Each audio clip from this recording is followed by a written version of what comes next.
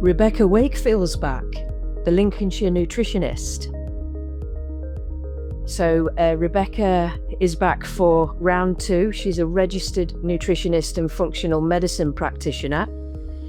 I'm excited for today's conversation. We're going to be talking about menstrual health, period health. There's so many people that struggle with this, really.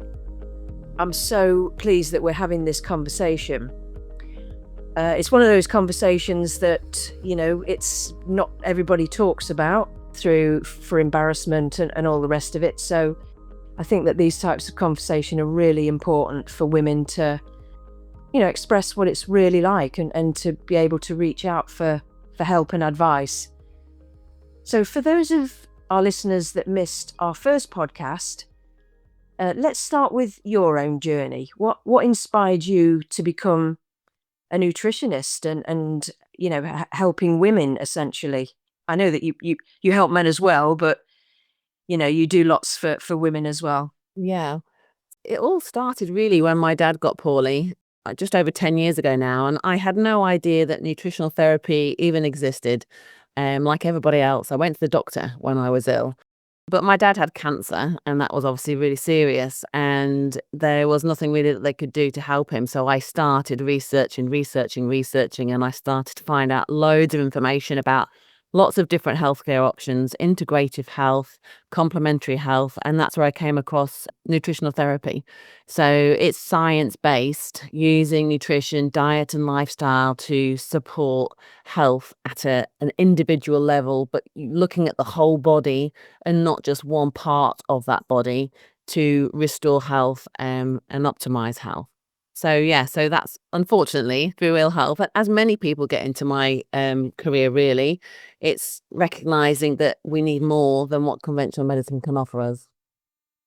Absolutely. And I can remember that from our first conversation that, so much of the information out there is kind of a blanket advice for everybody. We should be eating this and that and the other. Whereas actually we're individual, aren't we? And what works for somebody is not going to work for somebody else. So, really important part of your work is to individualize that when you're working with somebody to find out what's going to work for them. Yeah, for sure. Okay, just a little bit more about then. Were you always into healthy eating, or did you have a pizza and chocolate phase like most of us? Yeah, no, I was definitely not into healthy eating at all. I was terrible as a youngster and a teenager. I mean, we were brought up quite traditionally, so, we'd have our meat and 2 veg as our main meal. If I was being good, I might have a bit of lettuce, but that to me was a whole salad. I was a really fussy, picky eater as a teenager, and I loved sugary foods, refined carbohydrates, all of that sort of stuff. And then then I started going out and started drinking alcohol. So now I was terrible. And up until the point that I started looking into nutritional therapy, my breakfast was like most people's. It was slice of toast, Marmite on toast, and then I'd have a sandwich at dinner. I'd snack on bread all the time, not understanding at all what I know now and how bad that was for me. Yeah, biscuits, crisps, you name it, I was it. I didn't eat healthily at all. Yeah, absolutely. Yeah, we all can relate to that for sure. What's one myth about nutrition you used to believe before studying it? I found this one quite tricky to think about. And I think really, like most people, I used to believe the myth that we are overweight because we eat too much and don't exercise. And now, having spent years studying this topic, it's so clear that the research is telling us that, weight loss is such a multifactorial issue. And I know we're not here to talk about that today, but ultimately, yeah, I believe what everyone else believed. And many women that I see in clinics still do, and they're trying to undereat, etc. And there's just so many different reasons why you might struggle to lose weight. So that is a massive myth. Absolutely, yeah. We were all fed that for years, weren't we? Eat less, exercise more. And women are still being fed that. Like, I have clients that are wanting to get pregnant and they can't get any treatment until you lose weight. Even surgeries, like, waiting for knee surgery or anything like that. You got to lose weight, you know, eat less, exercise more. That's literally the only advice they get. And unfortunately, conventional medicine practitioners are not taught that much about nutrition. Hardly any nutrition advice is given. So we're still feeding out the same old information, fats are bad, etc., things like that. And it's just really outdated, and we need to move on from that, particularly with the health epidemic of type 2 diabetes, obesity, etc., and things that we're seeing. So. Yeah, absolutely. And we touched on this in our first podcast, really. So, what we're talking about here is living medicine, isn't it, really? Where we can make changes, we can take control over our health to a certain degree. If we adopt certain lifestyle changes, we're far less likely to need conventional medicine, to need, all the medical interventions that we get from the doctors, really, that conventional medicine. So that's what we're talking about is what we can do to prevent illness rather than illness come along and then we kind of have to stick a band-aid over it by taking medication. Yeah, and medication tends to treat the symptoms, whereas functional medicine and nutritional therapy, we're looking at, well, what started those symptoms in the first place? And sometimes that can go as far back as childhood. So it's really understanding that client's journey, what their body has been through, to then support them with their current health issues rather than a pill for an ill type theory. Absolutely. Okay, let's get into our topic then for today, understanding menstrual health and nutrition. Period problems seem to be something that women just put up with. Why is that still? Well, I think you alluded to that in your introduction. It's because historically, women just don't talk about their period health at all. It's almost like a hidden subject. Every 50% of the population bleeds every month, and yet it's still something that we don't really talk about. My mum has no idea about her mum's menstrual health.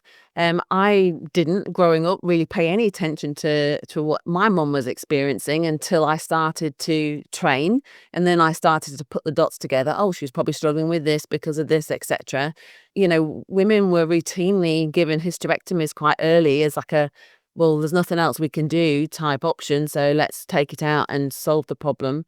And many women, myself included, until at the birth of my final child, take oral contraceptive pills because it tends to work for a lot of different conditions related to female hormones. But because of the complexity around our hormones, and again, I don't want to be conventional medicine bashing today, but because of the complexity around them, there is no simple solution to that, and many of us want a quick fix to resolve our issues, but unfortunately hormonal synthetic hormones, etc., will not solve the problem. They will just hide it away until later on. So we definitely need to be speaking about our period health more, because another issue is that many of us think that what we're experiencing is normal.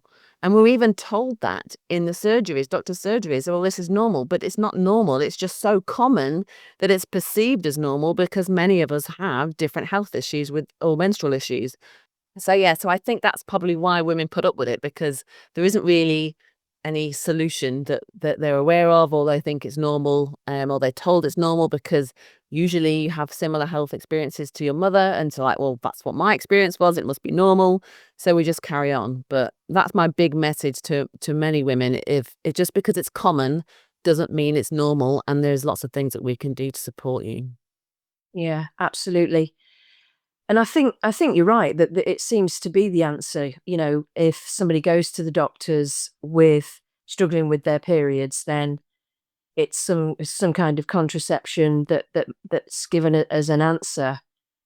So, first of all, what I was wondering about that is, our period problems on the increase, or is it that we do hear a little bit more about it? I know that I know more people now than I ever have who do have problems, bad pain and some bad symptoms.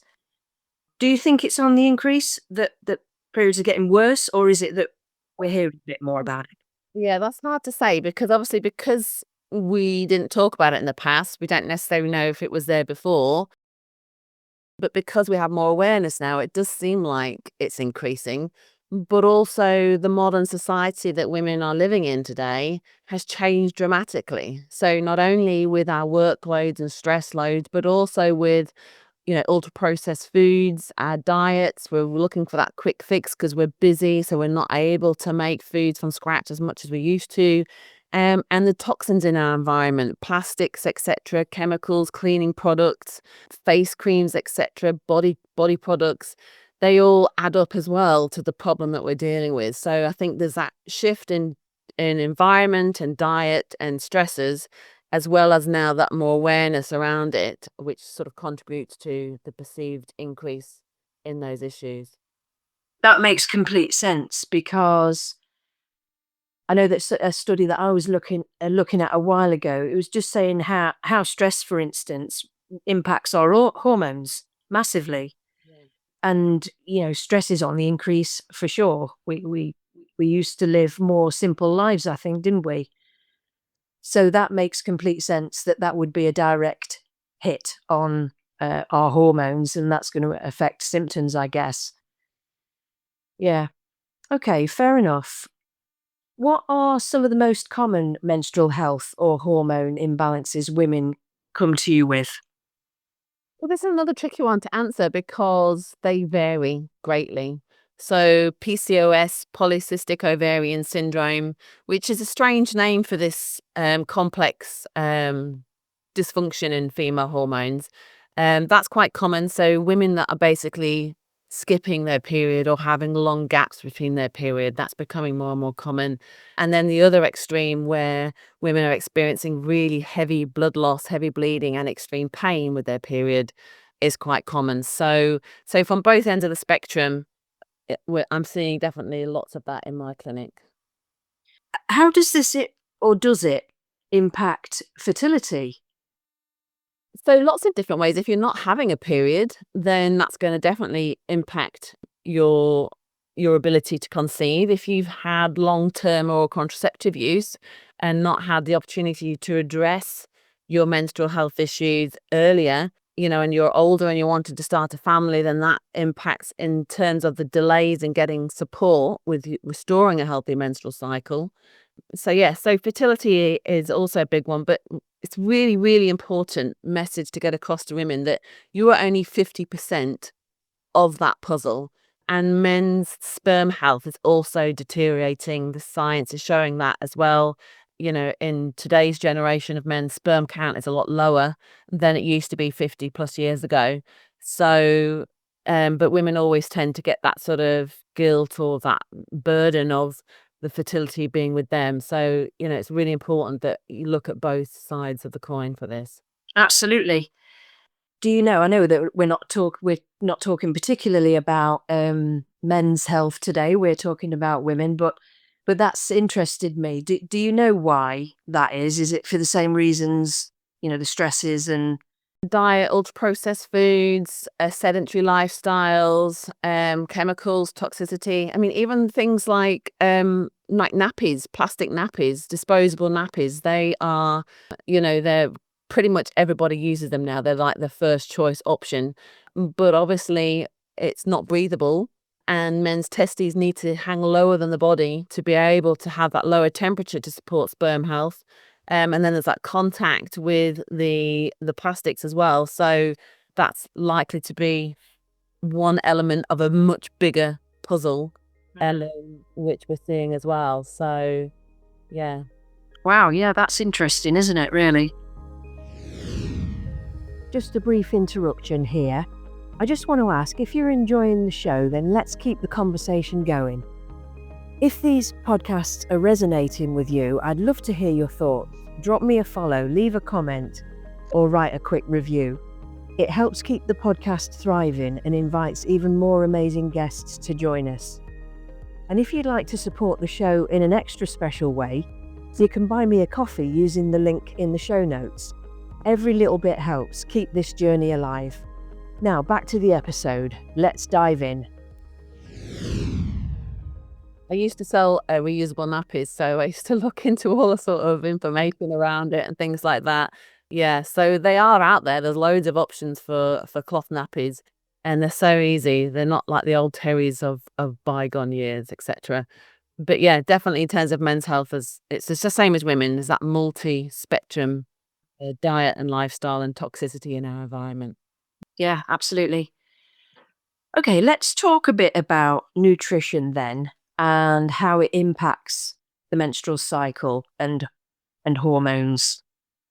So I think it's important to sort of understand, because we've used the phrase hormonal imbalance quite a few times now. And really what that means is, because our hormones are always fluctuating and we have a cycle across the menstrual month, but when they're out of balance, what that most commonly tends to mean is that we're not ovulating or we're not producing enough progesterone in the second half of our cycle, which then leaves estrogen unopposed. So we can get a lot of side effects from heavy bleeding to fibroids to endometriosis that can be linked to that estrogen excess when it's unopposed by the progesterone. So that's one element. So when it comes to diet, and again, I've mentioned this a lot, ultra-processed foods or highly refined foods, the lack of fiber in our diet, lack of plant quality in our diet can impact on our blood sugar balance. So a lot of clients with PCOS have issues with insulin resistance or obesity. And again, that is quite a complex condition, but that can affect our ability to ovulate. So then we get irregular periods, and then we potentially get heavy bleeding as well. Alcohol can increase the way the body makes estrogen, so it can increase the amount of estrogen that we're making. So again, it can contribute to that excess. And then if you're eating refined foods and you're not getting enough plant fibers in your diet, then your body's not very good at actually breaking down and excreting any of this excess estrogen. So the body can actually recycle it back into the system. So we have this sort of vicious cycle of estrogen excess driving a lot of health issues. Obesity, our fat cells can also increase the body's ability to make estrogen. So if we don't have the right components in our diet, then that in itself can drive a whole host of menstrual health imbalances. Yeah, and this, we kind of touched on it earlier, that this is complicated. It's really complex, this bit is, because what affects me is going to be different to what affects you and the next person. Obviously, fruit and veg is good, isn't it? But it depends on our own makeup as to, what else is going to work. I've heard that things like fermented foods like sauerkraut is good for menopause. Is that good for period health as well, or no? Is that different? Well, this is where we look at the body as a whole, and fermented food is providing probiotics, which are great for our gut health. And ultimately, if our gut is happy, our immune system is happy, we don't have as much inflammation, and that ultimately has a knock-on effect on our hormones. So yes, there's an indirect link between a whole host of different things that can support your hormones, and fermented foods is a small part of that puzzle as well.